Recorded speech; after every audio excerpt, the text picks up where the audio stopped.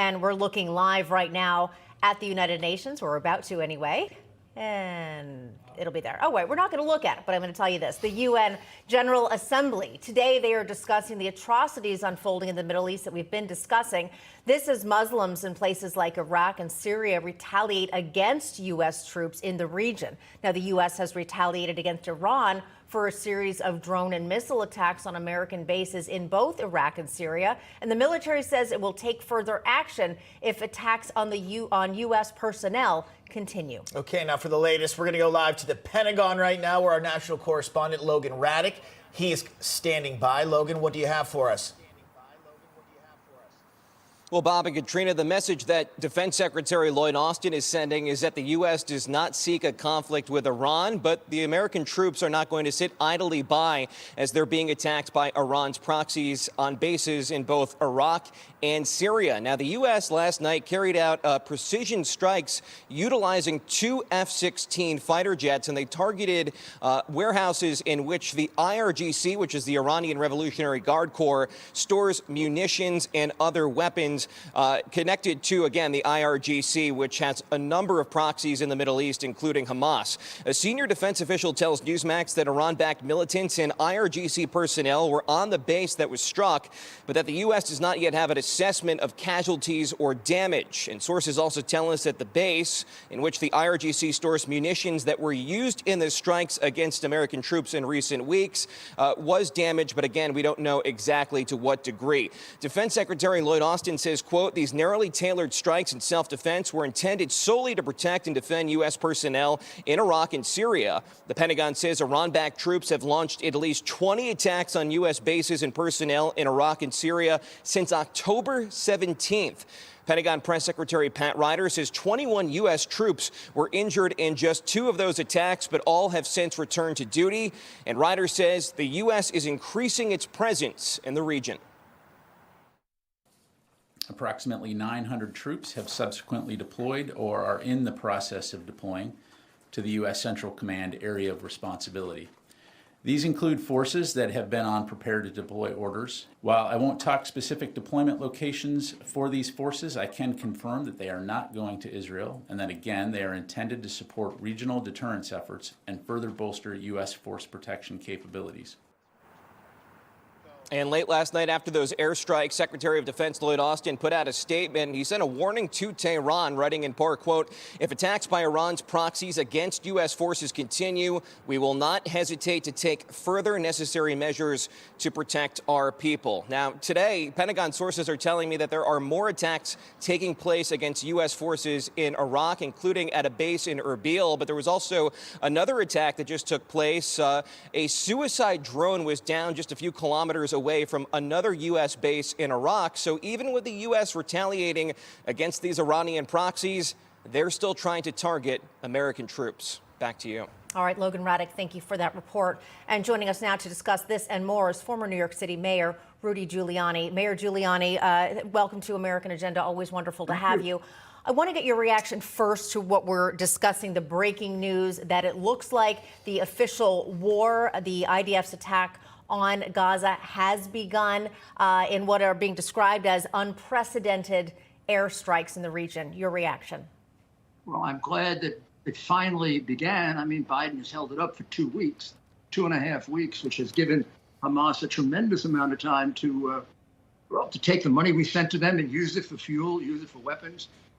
Anybody that believes that humanitarian aid went for humanitarian purposes, I don't know, should probably get remedial education.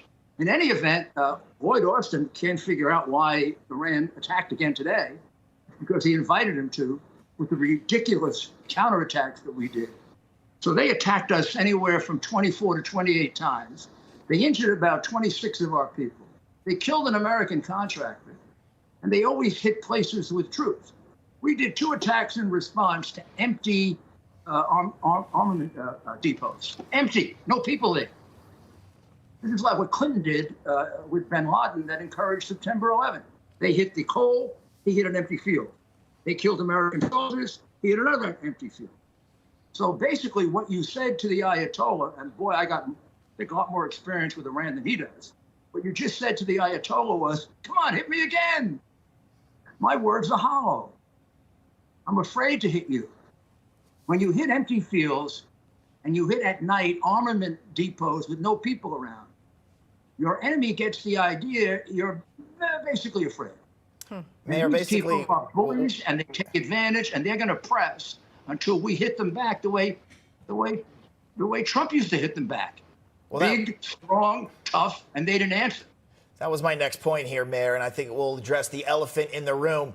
President Trump, no wars. President Biden, we have this war, what seems like could become a major war here in the Middle East start to brew here.